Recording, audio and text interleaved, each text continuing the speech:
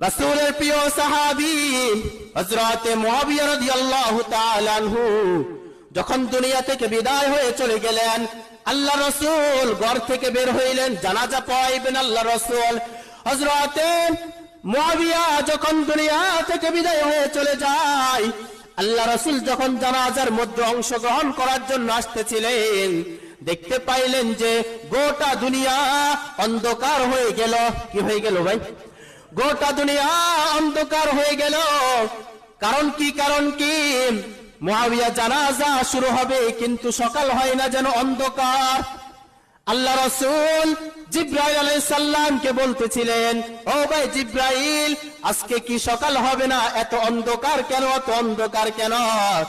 জিবরাইল আলাইহিস সালাম তখন বলতেছিলেন, ও আল্লাহ রাসূল, আপনার প্রিয় সাহাবী মুআবিয়া রাদিয়াল্লাহু তাআলা আনহু জানাজার মধ্যে 140,000 ফেরেশতা দুনিয়ার জমিনের মধ্যে আগমন করেছে মুআবিয়া জানাজার মধ্যে অংশগ্রহণ করার জন্য। ওই ফেরেশতা যখন দুনিয়ার জমিনের মধ্যে আগমন করেছে, তাদের নূরের ফাঁকাগুলা দ্বারা দুনিয়া সবকিছু অন্ধকার হয়ে গেল। এই পরিমাণ ফেরেশতা আপনার মুআবিয়ার জানাজার মধ্যে অংশগ্রহণ করার জন্য চলে আসলেন।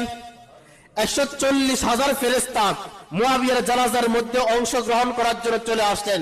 তো ফেরেশতাদের নূরের পাখা ছিল, এই নূরের পাখাগুলোর কারণে গোটা দুনিয়া অন্ধকার হয়ে গেল।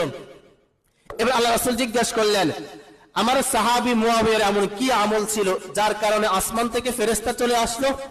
বলে, আপনার সাহাবী মুআবিয়ার ভিতরে একটা আমল ছিল। কি আমল? সদা সর্বদা সূরাতুল ইখলাসটা পাঠ করে। কি করে ভাই? সদা সর্বদা সূরাতুল ইখলাসের আমলটা করে। তো সূরাতুল ইখলাসটা আমাদের জীবনের সাথে ফিট করার দরকার আছে কি নাই ভাই?